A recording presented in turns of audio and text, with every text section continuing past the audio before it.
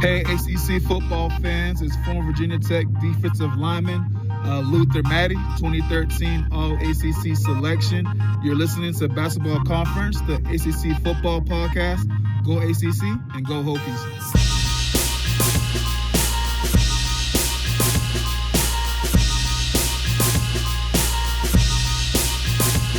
Ladies and gentlemen, boys and girls, welcome back to Basketball Conference, the ACC football podcast. My name is Joey Weaver, continuing the team preview series here as we look forward to the 2025 season upcoming. We're talking the Duke Blue Devils today. We'll love to welcome back Steve Wiseman to the program, coming out of the News-Observer up in North Carolina. Steve, welcome back. Good to see you. How you been?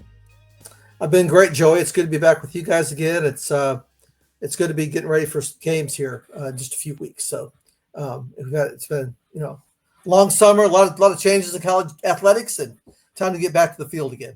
I was going to say changes in college athletics. That's nothing new in recent years. That's just been like a constant is all the change that we've seen. But as always, it's a long off season, and then you're excited to just have actual games to watch. So looking forward to that for sure. Should be a fun year for football for Duke coming in year two under Manny Diaz. Obviously, year one went very, very well. They went 9-3 in the regular season. They made it to the Gator Bowl. Really, I was pretty impressed at the level of just, from the get-go, that the competence of the team. The whole coaching staff basically comes back. I think we said there was one assistant that changed spots. Ultimately, I got to imagine that they're feeling pretty good coming off of a good year one and keeping all that continuity within the coaching staff as we head into year two. No question about it. They expect to, everybody says at the start of the year they want to compete for a conference championship, and Duke really thinks they have pieces in place to be able to do that. I mean, a lot of things have to go right with any team trying to be a championship team, but they think they're more prepared to do that now than even they were last year when they had a great season. And I don't think any of us thought 9-3 was going to be, what they produced last year. And after that switch over from Mike Elko to Manny Diaz, they had so many changes on the roster last year. And this year, even though it's, the age of the transfer portal and unlimited free agency, Duke didn't have a lot of changes. They have a lot of continuity. You mentioned the coaching staff has continuity, only one change out there. And so, everything seems to be in place here for Duke to kind of raise itself to another level, which is what they really intend to do. I mean, Elko kind of got him going again during his 2 years, and with Raleigh Leonard, that really worked out well. They found Malik Murphy last year, threw 26 touchdown passes, set a school record, 9-3 regular season.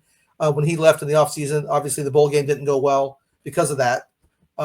So you kind of throw that out. I mean, that's kind of the way bowl games now are anyway, let's face it. So it's more difficult to kind of analyze those. But they think that they've got a really good defense again. They think they have an upgraded quarterback, and I know we're going to talk about Darien Mensah.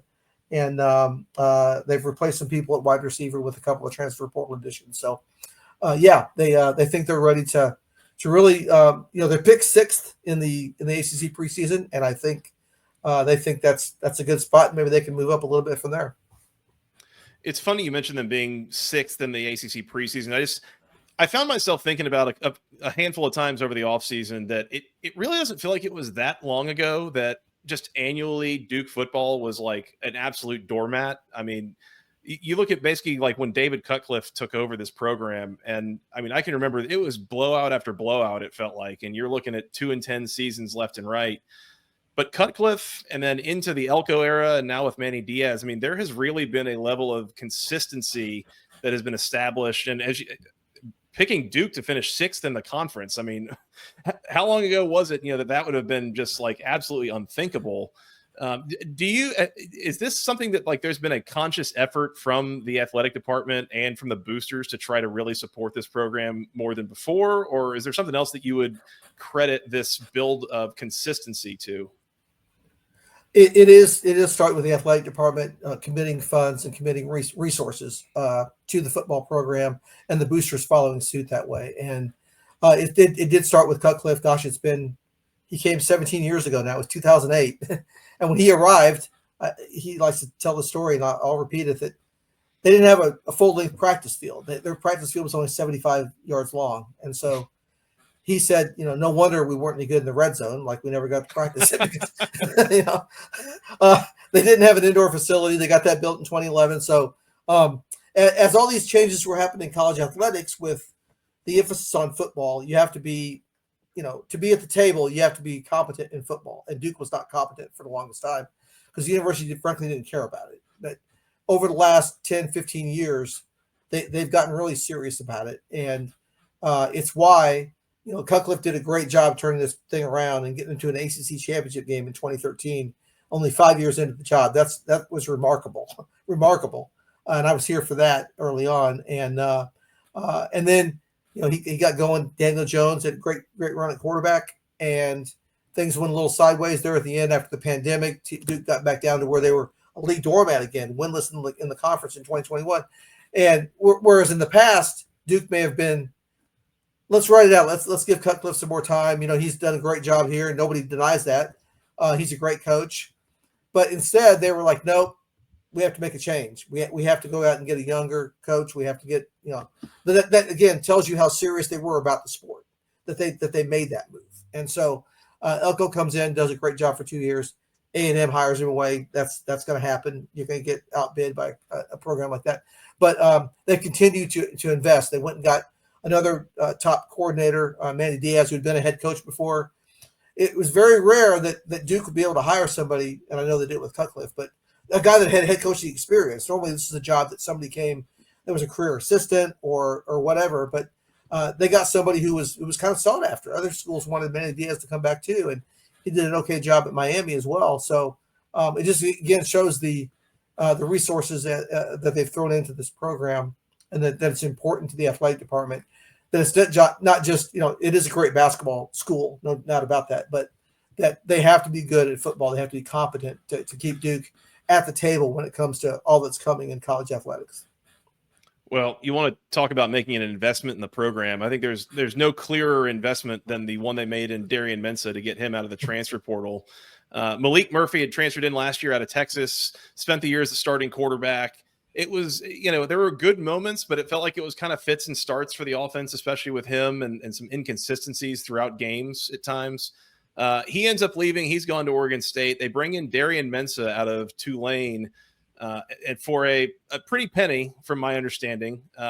What are they hoping that they're going to get out of him that they didn't get out of Murphy? And if I'm being honest with you, just hand up honesty, I haven't gotten to watch a whole lot of Darien Mensah, so stylistically, I don't even know what we're looking at here from a quarterback. I just know that he comes with a lot of regard. He does, and he's kind of somebody that came out of nowhere at Tulane. He redshirted his first year. Like his offers out of high school were like Idaho and Lindenwood. It was just going from Division III to Division I in St. Louis. And so he ended up going to Tulane. Came in late. He redshirted, then he started last year. He's a more dynamic player than Malik Murphy. Malik Murphy had a big arm, big guy in the pocket, but was a statue, right? He never tucked the ball down and ran. He was there to stand back there and fire that ball, and he could do it. He had a strong arm. His accuracy was a little bit, hit or miss, which is what you talked about with the offense kind of having fits and starts. But he threw 26 touchdown passes. That set a school record at Duke. That's he's in the record book. And he thought he was going to come back and be Duke's quarterback this year. And Mensah became available in the portal, and Duke wanted to make the offense more dynamic. Mensah has escapability in the pocket. He can tuck the ball down and run. Similar more to Riley Leonard that Duke had before than Malik Murphy. So that's what they think they need to make this offense go to that next level to allow them to compete for a championship. They had to tap into the collective and everything that get this deal done and outbid everybody else to get Mensah. And again, it just shows you, like, I never would have thought Duke football would have paid somebody this or made that move to unseat an incumbent quarterback who just set the school record for touchdown passes and tell him, we got somebody else coming. This is free agency now. You got to find somewhere else to play. And but again, they're serious about winning here now, and so that's good or bad. That's kind of the way the game is played now. And so yeah, they had to do that. Well, and Mensah going to have a lot of, I guess I'll say familiar pieces. They're familiar to Duke fans, maybe. pieces around him on offense. As you mentioned before, I mean, this was not a program that really lost a ton in the transfer portal this year. We're talking about a lot of teams in the ACC right now that are remaking large chunks of their roster, and it really doesn't seem like that's the case with Duke. Maybe the key piece that left was Star Thomas, but even then there was kind of some circumstances around that weren't really, what meets the eye. What are the key roster changes that you're looking at here in terms of additions and subtractions that really are going to be the things that we kind of point at as the season goes on? Yeah, just to follow up on the Star Thomas situation, he wasn't the starter when the year started last year. It was Jaquez Moore, who got hurt in the second game of the year with Western and didn't play hardly the rest of the year. He played a couple of snaps against North Carolina. That was it. So Star Thomas stepped in and had a terrific year for them. Fantastic. And that was supposed to be the end of his career. He was one of those guys that had played JUCO football. And so all of a sudden he had an extra year of eligibility because of that court case ruling and everything. So, but Duke had already, yes, exactly. Yeah, exactly.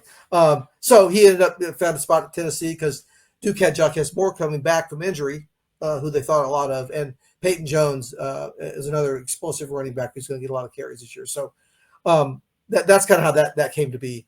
But the other additions they brought in are Andrell Anthony, the wide receiver who started at Michigan, then was at Oklahoma, and is now at Duke, and Cooper Barakati, who was at Harvard. And I guess you look at, a receiver from Harvard and you wonder, okay, what's this? Is this just a kid that, was a really good student and can play a little football? And he's a little better than that. They think he's going to really be an impact player this year. And, they lost Jordan Moore, who was, an all-conference receiver last year to the NFL draft. So I think that those are the two big additions you're going to want to look for on offense for sure. And they had to go out and get a offensive lineman named Jordan Lawson, transfer from South Dakota because they had an injury. They have 4 starters coming back on the offensive line. They needed him to fill out that guard position. So they got him in the spring. So those are 3 big players on offense that for sure are going to make an impact. No question about it. Yeah, kind of rebuilding the passing game there with Jordan Moore and Eli Pankel gone. But as mentioned, getting a couple of transfers in and being able to build off of that along with the new quarterback. So hopefully those guys able to kind of gel together as a new unit. It is an offense, Steve, that probably needs to improve from last year. I think they were about 71st in offensive SP plus. And for a team that won 9 games, I mean, pretty low in the ACC, bottom third of the ACC in basically every statistical category aside from like passing yards, but yards per play, points per game, those kinds of things. This was not a high performing offense. Is, rebuilding the passing game, but otherwise continuity. Is that kind of the name of the game here of why we think that offense might improve? Yeah, it certainly is, because again, you think Mensah is going to be more explosive, so you should have some more opportunities for big plays there. And that's the key. Last year, they relied so much on, the defense did so many, they really carried the team last year. The defense did, while the offense would sputter here and there. And so they don't want to count, they won a lot of close games, which is, that's a sign of a team that's doing things fine on the margins and they're well coached and all that. But you can't, it's hard to live that way. You can, it's a fine line. You can be 9-3, or you could be 6-6, and it doesn't take much difference. So the offense has to get better to kind of overcome that, because they think they're going to have a good defense again, but they didn't want to totally rely on that again if they want to move up and be, a top 5 team in the ACC, which I think they're in position to do. So, yeah, that's really it. They have 2 receivers back, Samir Hagens, who really was terrific at the end of 2022, Elko's first year, and then it's kind of meandered since then the last couple of years. They think he's got a chance to really big. He was a big pass catching wide receiver out there, target over the middle. I think he can do some things. Kayshawn Brown played some last year. He's kind of a little underneath route guy, a lot of bubble screens, things like that. Little guy, but very quick and can make guys miss in space. So that could be some areas where they can get some explosiveness. And again, the running game. Peyton Jones has escapability. Can break a long run when he's in there at running back, and Jaquez Moore, is more of a between the tackles guy. But if he gets out and he's healthy again, which they think he's going to be, he was a guy they were counting on a lot last year, and he was a pretty good runner in 2023, Elko's last year. when Duke was almost a top 10 team there with Riley Leonard. So that should help the offense. And again, with 4 starters back on the offensive line, you've got a really good base to build around. And unlike a year ago when spring practice, they didn't have a full offensive line. They had not enough healthy people. They couldn't even run plays.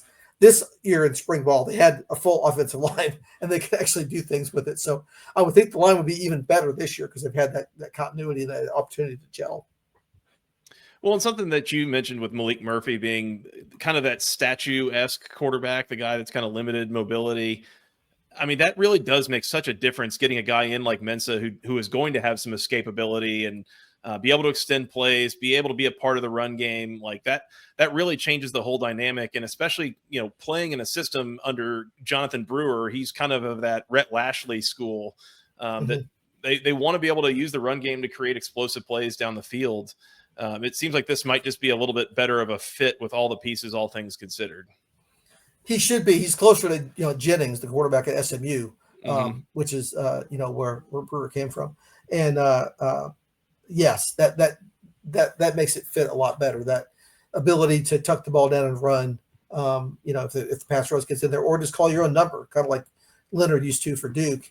And he might not have as the cannon arm that Malik Murphy has, but it's pretty good. They can hit the deep ball when they have to. So, and if the accuracy is a little better, if they can increase the completion percentage by 5%, that can make all the difference in the world. Absolutely.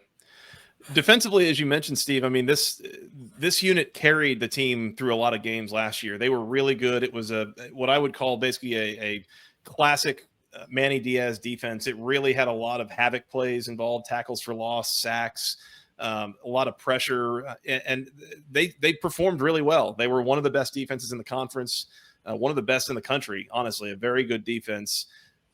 There are a number of pieces to replace, it seems like here, but I guess the hope is that they can kind of have an encore performance here and keep it going. Is there reason to think that they might struggle any more this year than they did last year? I don't think so. I mean, Trey Freeman's back at linebacker right in the middle of the field, makes a lot of plays in this system.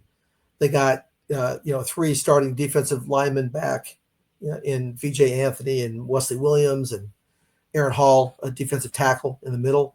They brought in a transfer, Josiah Green, to help out defensive tackle too. So that'll be good. But really, it's on the back end where they're really strong. Chandler Rivers is a preseason All-ACC cornerback, and Terry Moore, the safety, former running back, who's really taken to the safety really well, is also preseason on the All-ACC team. So it's hard to remember. In fact, I don't remember, and I've been here a long time, when Duke had 2 preseason All-ACC defenders, right? Yeah. And that's something you didn't see. Even in Cutcliffe's best teams, you didn't see that very much going on. So that's a heck of a thing to start building around. Terry Moore may have a little. He had an injury in the bowl game last year that he's still trying to come back from. So we'll see if he'll be ready at the start of the year. But I think he'll be ready at some point there early on. But that's a really strong defensive backfield to build around. So they should be able to the havoc stuff is ingrained in them now. They've had a year in the system. Now they've been kind of refining it, fine-tuning it as opposed to just uploading and learning the system. So you would think they should be able to maintain that level. And I mean, they'll need to. I do think this schedule is a little bit tougher than the one last year. Out of conference really kind of got more interesting, I think, here recently. They start the season Thursday night against Elon. And then week 2, have a home game against Illinois. That'll be a pretty challenging game. And then they got a road game at Tulane, which I think, again, it got more interesting here recently with, obviously, that's where Darien Mensah transfers in from. But then Tulane just in the last week or two got a transfer in from BYU, Jake Retzlaff, a guy who was one of the better quarterbacks in the Big 12 last year. And so I think you got a team that was going from how do we replace our quarterback to, oh, look, we found a replacement. And all of a sudden, that team under John Summerall could be a really interesting Saturday evening kind of game there in New Orleans on the road. I just think that really adds some complication to the out of conference slate. And then finally in November, they're at UConn, a pretty formidable team. I feel like this is kind of an interesting test for Duke. Kind of these 3 out of conference games, 2 of them on the road, even though maybe supposed to be against lower level competition, but I think still a decent test for this team. No doubt about it. And let's start with UConn real quick, because the other two stories are big too. But UConn, Jim Mora has done a good job there. 2 years ago, Duke went up there, Elko's last year, and just ran them ran off the field. Last year, that was one of the closer games. Duke, I think, they won 26-21, if I remember the score correctly, on a Saturday night at Wallace Wade. And really, they should have lost it. They had to pull it out late to win that game. So going up to UConn used to sound like that was a walk in the park. It's not going to be, given the way Jim Mora's got them playing. So that makes it rough. And then on top of that, they scheduled this series with Illinois years ago, and who knew that Illinois was going to be coming, returning from a team that won a bowl game, beat South Carolina in the bowl game. And, they're going to be a top 20 for sure. I think maybe top 15 when they come in here for that noon game, the second Saturday of the season. It's going to be nationally televised on ABC. I mean, you talk about Duke elevating their football program. That's going to be something, right? That's going to be a pretty big non-conference game. You didn't expect that to be coming. And then, of course, going back to Tulane, Darien Mensah going back to Tulane is going to be really interesting. It was going to be interesting anyway, even before this quarterback fell out of the sky for Tulane last week from BYU. So it's, Power 4 teams look at their non-conference schedule and feel like, okay, we got to get 3 wins there at least to try to get to a bowl game. It's going to be hard. It's going to be challenging. We're going to know even before Duke gets into ACC play if they're really a championship level program or they're not, even before they open the ACC play against NC State on the 20th. Yeah, absolutely. ACC slate: NC State at Syracuse, at Cal, home against Georgia Tech, at Clemson, home against Virginia, at North Carolina, and home against Wake Forest. Again, I think this is maybe a tick up in difficulty, but still overall, I mean, there's a lot of winnable games there. Probably going to be favored in at least half of those. You'd have to think, certainly probably more. I guess I look at this. It feels like there's opportunity here, Steve. I don't know if 9-3 necessarily is attainable again, but certainly close to it seems reasonable. It is. Again, Carolina's the outlier. We don't know what they're going to be, and by the time they play them in late November, nobody really knows what we're getting with there. They're getting NC State early, so we're going to see how. NC State didn't play very well at the end of last year. Duke went over there and won a game, and Raleigh, they've beaten them the last 2 years. So, Dave Doran, if he comes out and loses to East Carolina again to open the season, he could be on the hot seat, right? He's already kind of there. If they start off poorly even before they get to Duke, who knows where that program is going to be early. So those are games that are kind of toss-ups, but you think Duke could be favored against NC State with the game being at home. In that one. And then Cal, that Duke lost last year to Georgia Tech. They've had a little trouble with him lately, so I don't know how that's going to go. But Clemson's going to be a tough one. They're the conference favorite, so if you want to be a conference contender, there's your shot right there. Go beat them. Yeah. But yeah, there's an opportunity here for sure for if you get 5 conference wins and 3 non-conference, which is going to be that's 8-4, and you've done a pretty good job there. It will be more well-earned than last year's 9-3, I think, at that point, given what you're going to be playing.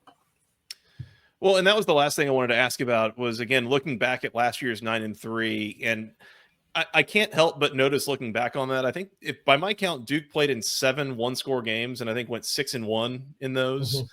And so you'd have to imagine, I mean, those are the kinds of games where there is room for, regression to the mean, some might say. Yeah. And so 9-3 could have very easily been, 7-5 or something like that. And so I guess just wondering about, if we're looking at what do we call a successful season from a wins and losses standpoint, looking at this, is there somewhere that you would start to draw a line of if you don't win at least X number of games, it's probably not a successful season?